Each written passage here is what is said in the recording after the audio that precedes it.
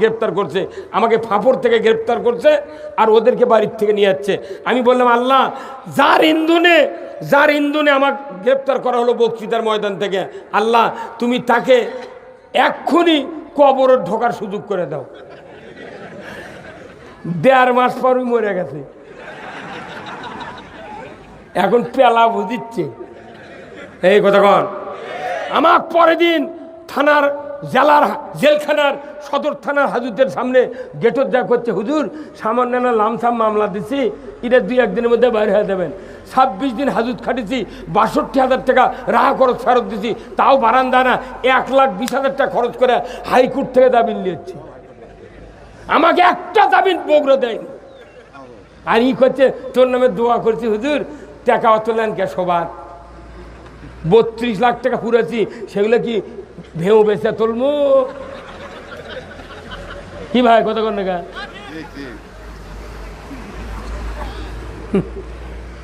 আমাকে দেখি কষ্ট ভাই, খালি সাইদি সাহেব এই কথাগুলো বলবেন দেখে ভারতের থেকে আসে ওনার হাসপাতালে পরিকল্পিতভাবে হত্যা করা হয়েছে। সাইদির মতো লোক যদি বাড়াতো, যমুনার ওই পার একটা সভা, এই পার একটা সভা করলে সারা বাংলাদেশ একবারে দখল। তাইতে মিজানুর রহমান আদারি যে কাম শুরু করছে, এক সাইদি গেছে 1200 বানিয়ে দিয়েছে। এই সান্তাহারের ময়দানে আমার মতো একটা অযোগ্য লোক আমার জন্য এখানে আপনারা নাই, এখানে এসেছেন কোরআনের মহব্বতে। এই যে আলেম ওলামা, কত আলেম ওলামা আছেন এখানে, এই আলেম ওলামা এসেছেন কোরআনের মহব্বতে। আমরা এই সান্তাহারকে জান্নাতের সান্তাহার বানাতে চাই।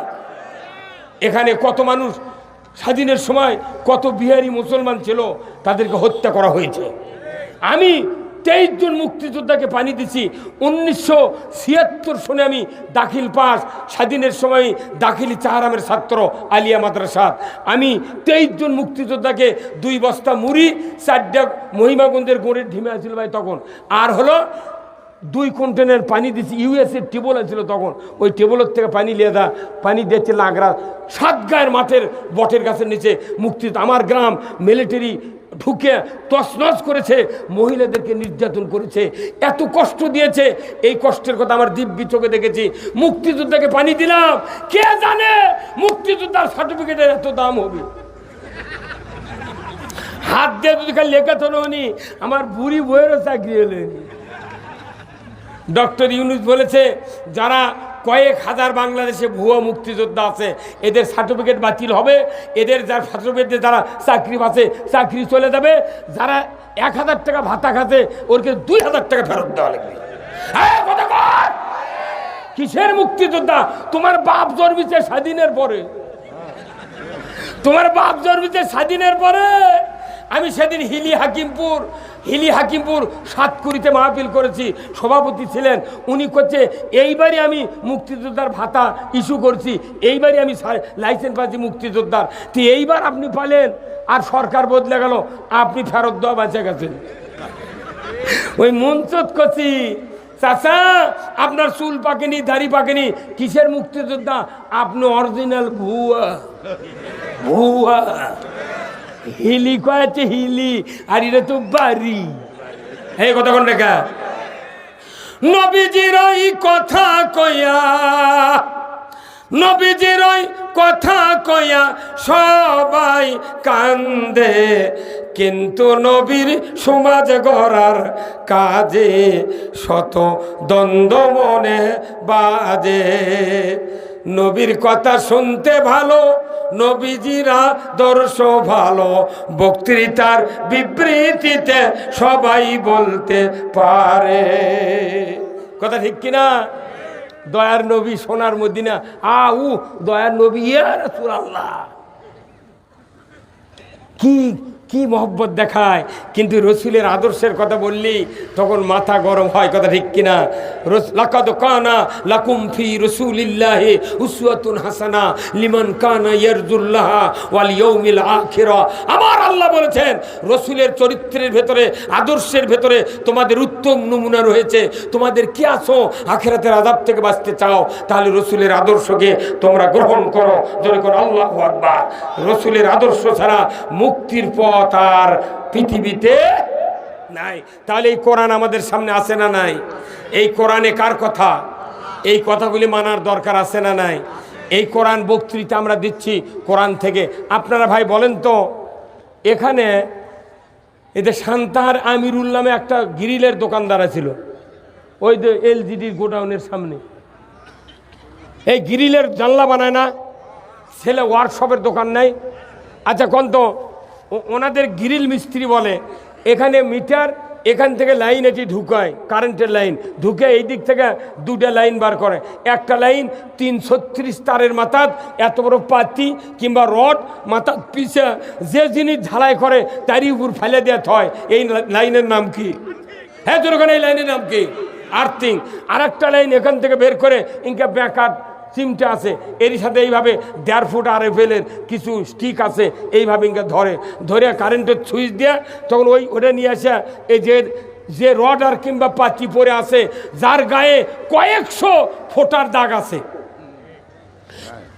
এই রডের উপরে এই গ্রিল মিস্ত্রি করে কি ওই কাঠি দিয়ে ইনকা 2-3টা ধাক্কা দেয়, তখন আগুনের ফুলুঙ্গি বাড়ায়, সরসর করে ওঠে। তখন এই গ্রিলের ওই পরে থাকা ওই রড আর ওই পাতি কয়, ভাই আমি কি অপরাধ করছি রে, আমার গাঁও তেমনি কোটি কোটি ফোঁটা আছে, তুই আমাকে কষ্ট দিচ্ছ গা? তখন করছে আমি দেখিচ্ছি লাইন আসছে নাকি, কথা কর না কে। এইবার গত 16 বছরে সরকার ইমানদারক পরীক্ষা করার জন্য জেল জুলুম মামলা হামলা দিয়ে বুঝা পারছে যে না এরকে লাইন ঠিক আছে। হ্যাঁ কথা কন। এখন লাইনে আমাকে চেকপোস্টে আমাদেরকে বিজয় দিয়েছে। হ্যাঁ এইরকম ইমানদার যখন দেশে থাকবে তখন অচিরে এদেশে ইসলাম বিজয় হবে। বলুন তো, এই যে আর্থিকের লাইন পড়ে আছে, এই লাইন যদি খুলে দিয়ে কিয়ামত পর্যন্ত কারেন্ট দিয়ে যদি ঝালাই করবে চায়, একটা ফোঁটা দেওয়া যাবে? তাহলে ঝালাই করতে গিয়া কারেন্টের যে দামি কাজ হলো ওই আর্থিকের লাইন। আমাদের দেশে আমরা বক্তৃতা দিচ্ছি, সাইদির থেকে শুরু করে মসজিদের ইমাম মুয়াজ্জিন হাজি বক্তা তাফসির কারক সব বক্তৃতা দিচ্ছি কারেন্টের লাইন দিয়ে, পাওয়ার হাউস থেকে কোরআনের থেকে নিয়ে বক্তৃতা দিচ্ছি। কিন্তু আর্থিকের লাইন বাংলাদেশে শর্ট। আর্থিকের লাইন হলো রাষ্ট্রশক্তি। এই রাষ্ট্রে যদি ইসলাম বিজয় থাকতো, আমরা বলতাম সুদ হারাম, সরকার সুদ হারাম করত। আমরা বলতাম জেনা হারাম, সরকার জেনা সঙ্গে সেরা আইন কায়েম করত। আমরা বলতাম ঘুষ খাওয়া হারাম, আল্লাহর এই রাজত্ব তারা ঘুষের বিরুদ্ধে আইন পাশ করত। আমরা বলতাম মদ জুয়া লটারি হারাম, 80টা বেত্রাঘাত করো, সরকার যদি বেত্রাঘাত চালু করত। আমাদের বক্তৃতার সাথে আর্থিক যখন একাকার হয়ে যেত, এ দেশের মাটিতে কোনো অন্যায় থাকতো না।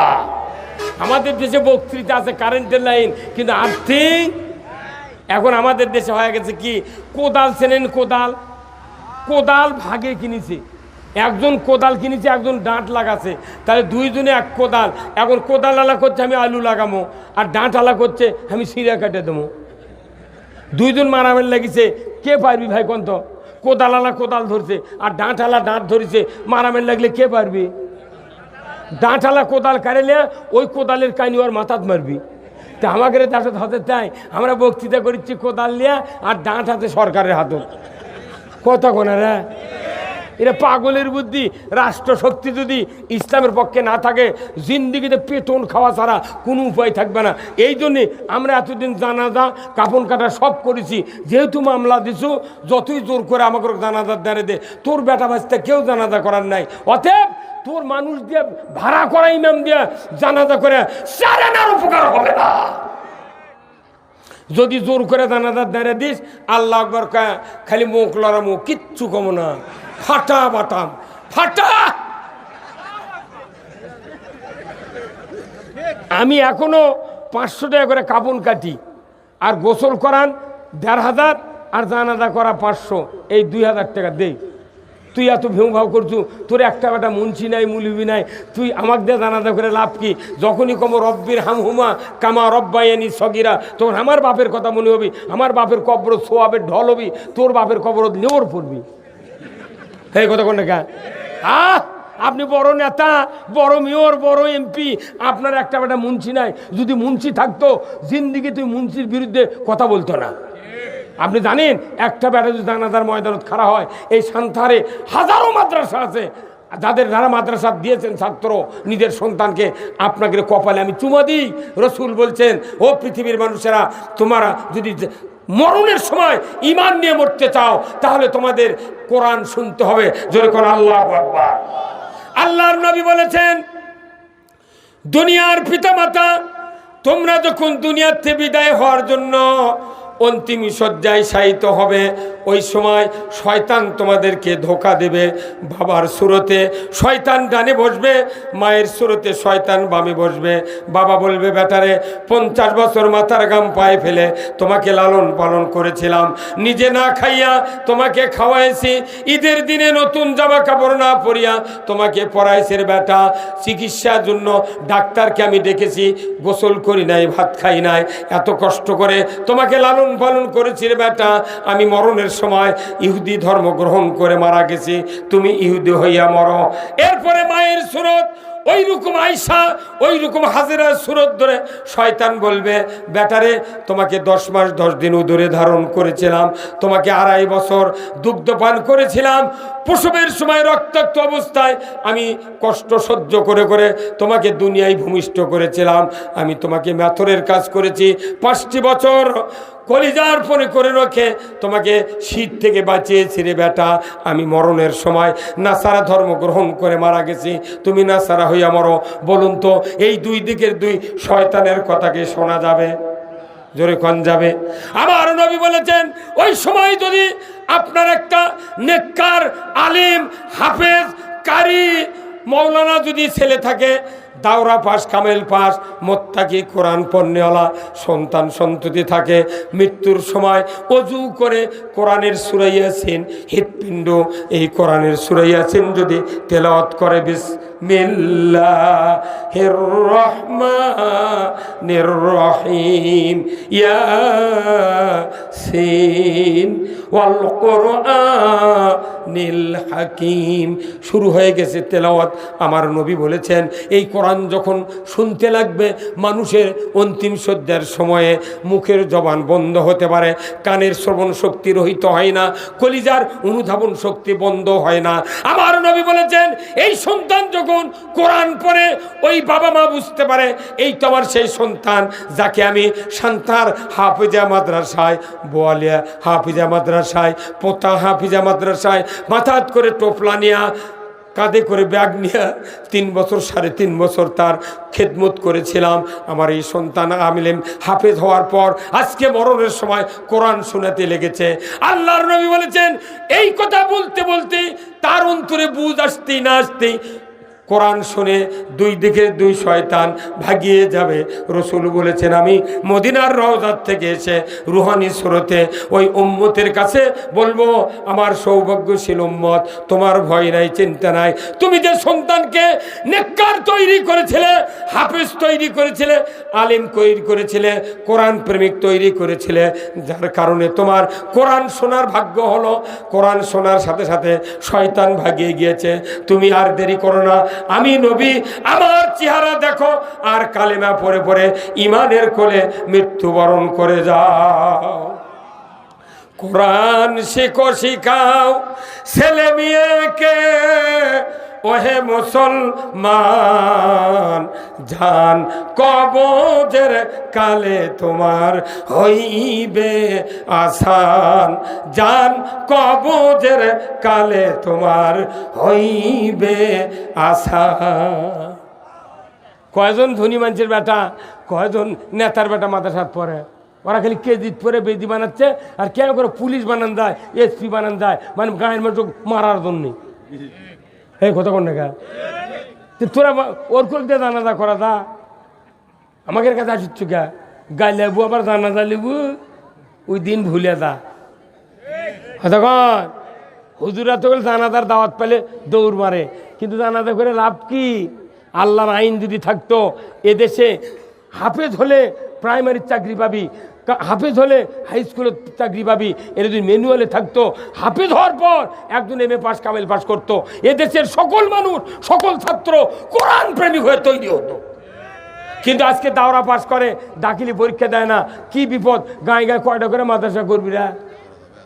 কি ভাই, অনুরোধ করছি আজকে আমাদের ইসলামের প্রতিটি অক্ষর কথা আমাদের বাস্তবে রূপ দেওয়ার জন্য যদি চিন্তা করতাম, এদেশের নারী, এদেশের পুরুষ, এদেশের মুসলমান, এদেশের আলিম ওলামা, এদেশের অমুসলিমেরাও নিরাপত্তা পাতাম। জোরে বলুন ঠিক কিনা?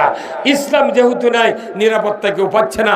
আজকের এই পোঁতার যুব সমাজ কর্তৃক আয়োজিত আজকের 2 দিন ব্যাপী এই তাফসিরুল কোরআন মাহফিলে যারা হাজির হয়ে দীর্ঘক্ষণ ধরে আমার কথা শুনছেন, এই ময়দান আল্লাহর জান্নাতে পরিণত হয়েছে।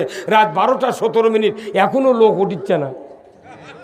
কথা কন না গায়ে ভাই, আমার মাহফিল আছে এখানে একটা গ্রামের সামনে, ওই সাতিয়ান গ্রামের ওখানে নাকি, এখান থেকে বোধহয় 2 কিলো নাকি সিংড়াপাড়া। আর এপ্রিলের 6 তারিখে মাহফিল আছে এই বেলাল হাফেজের চাতালত, এই যে অটো রাইস মিলের মালিক। হ্যাঁ বুসরা নয় না, বেলাল হাফেজ নাই এখন কোনটা মানে? আমি বেলাল হাফেজের কথা বলেছি। হ্যাঁ বুসরা হয়, আমাকে দাওয়াত দিয়েছেন 6 আমার ডেট নাই, রোজার ঈদের দিনে থেকে সভা শুরু, একবারে এপ্রিলের 27 তারিখ পর্যন্ত সভা আছে। তাও এই এখনও আমার যে কয়টা সভা আছে 2টা করে দিনে। আমার কষ্ট হচ্ছে, আমি অনেক কথা আপনাদেরকে বলেছি। আমি আপনাদেরকে অনুরোধ করছি, বক্তৃতার শেষ মরাল হলো আল্লাহর আইন বিজয় করতে হবে। আচ্ছা ভাই, আপনার নাম হলো ভুট্টু ভাই, আপনার আমাশয় হচ্ছে ভাই, আপনার নাম কি? জুয়েল ভাই, এনার হচ্ছে আমাশয়। আর একজনকে, আপনার নাম কি? হুমায়ুন ভাই, এনার হচ্ছে আমাশয়। ওই ভাইয়ের হচ্ছে আমাশয়। তাহলে 4 জনের আমাশয়, 4 জন 4 ডাক্তারের কাছে। ভুট্টু ভাই কথা আমাশয়, কথা আপনি ফেলাদিল খান। উনি কথা আমার আমাশয়, ওনাকে বলছে আপনি ফিলমেট খান।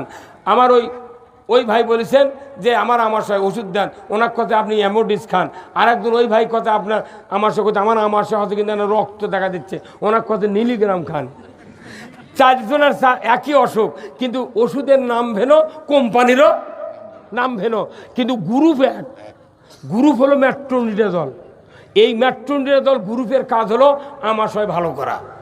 হ্যাঁ কথা কোন না, আমাশয় ভালো করা হলো মেট্রোনিডাজল গ্রুপের কাজ। ওষুধ যে নামে হোক, কোম্পানি যা হোক, কিন্তু গ্রুপ এক। আমরা বাংলাদেশে 242টা দল আছে, প্রত্যেকটা দলত লক্ষ লক্ষ ইমানদার আছে। হ্যাঁ আছে না নাই? আওয়ামী লীগ, বিএনপি, জাতীয় পার্টি, জাসদ, তবলিগ, জামাত, গণ অধিকার পরিষদ, মাহমুদুর রহমান মান্নার দল, যত কৃষক দল, কাদের সিদ্দিকির গামছা, সবটাতে ইমানদার আছে। হ্যাঁ কথা কোন না? তাহলে প্রত্যেকটা ইমানদার মিলে গ্রুপের নাম হলো মুমিন গ্রুপ। কথা কোন না? কি গ্রুপ? মুমিন গ্রুপ। আর এরা হচ্ছে মেট্রোনিডাজল গ্রুপ। মেট্রোনিডাজল গ্রুপের কাজ আমাশয় ভালো করা, আর মুমিন গ্রুপের কাজ হলো ইসলাম বিজয় করা। এই কথা কোন না? ওষুধ তার ধর্ম ঠিক রাখে, আর মানুষ ইমানদারের গ্রুপের কাম ঠিক করে না। আবার ভোটের দিনে 4টা পর্যন্ত কয়, চাচা এখনো কালি ভরায়নি, ওই আরো হাফ কেজি খাবি। এইবার টাকা খাওয়া যাবে না, এইবার টাকা খাওয়া যাবে না। নিঃস্বার্থে বাড়ির 5 টাকা ভোট দেবেন, আর কেউ বলবে না যদি বাঁচপার চাস ভোট সেন্টারে চলে যা। তোর এই কথা কেউ কর সাহস আছে? এইবার আইন পাশ হচ্ছে, যারা ভোটে দুর্নীতি করবে, অন্যায় করবে, কারচুপি করবে, তাদেরকে জেল দেওয়া হবে। কি দেওয়া হবে? জেল। আর দাপট চলবে না, বাটাম ফাটিয়ে দিবে, বাটাম ফাটিয়ে দিবে। ওয়াকারুজ্জামান এইবার বলেছে সুষ্ঠু নির্বাচন হবে এদেশে। সেনাবাহিনী, পুলিশ যারা পলে গেছে এদের কথা নয়, যারা বর্তমানে চাকরিরত আছে, সোনার সন্তানেরা। আগে আসাদুজ্জামান বলল দাড়ি রাখলে পুলিশের চাকরি পাবে না, এখন এসপি পর্যন্ত দাড়ি রাখিচ্ছে। কতক্ষণ আসেন, টিওনারা দাঁড়িয়ে রাখিচ্ছে, ওসিরা দাঁড়িয়ে রাখিচ্ছে। মাশাল্লাহ, বাংলাদেশ এখন গতি চলছে ইসলামের দিকে। আসুন না, সান্তাহার বাইপাসের মাথার পোঁতা, সান্তাহার নওগাঁর এই এলাকার আদমদিঘির যত মানুষ আছেন, সবার কাছে আমার আবেদন, আমরা সব দেখেছি, একটাবার ইসলাম দেখতে চাই। কারা কারা দেখতে চান দুহাত তুলে দেখান। লিল্লাহে তাকবীর, নারায়ে তাকবীর। ভাই এই হাতগুলো তুললেন, আপনাদের কাছে একটু ব্যাগ যাবে। এই কর্তৃপক্ষ বলেছেন শেষ সময় একটা ব্যাগ দিয়ে একটু যার যার মতো একটু টাকা দেবেন, আমি আপনাদের জন্য দোয়া করব। আল্লাহ তাআলা ধরো জানমালে বরকত দিয়ে দেয়, জোরে কোন আমিন। খুব তাড়াতাড়ি ভাই একটু কর্তৃপক্ষ যারা আছেন ব্যাগ নিয়ে ঢোকেন, আমি আপনাদের জন্য একটু চাচ্ছি। আমরা কেউ উঠবো না, আমরা দোয়া করবো আল্লাহর দরবারে। এই জান্নাতের বাগান এত বড় গণজমায়েত এই আদমদিগির বুকে কোনোদিন হয় নাই। আসুন না আমরা দোয়া করব, সবার জন্য দোয়া করব, আল্লাহ যেন সবাইকে দ্বীনের জন্য কবুল করে নেন।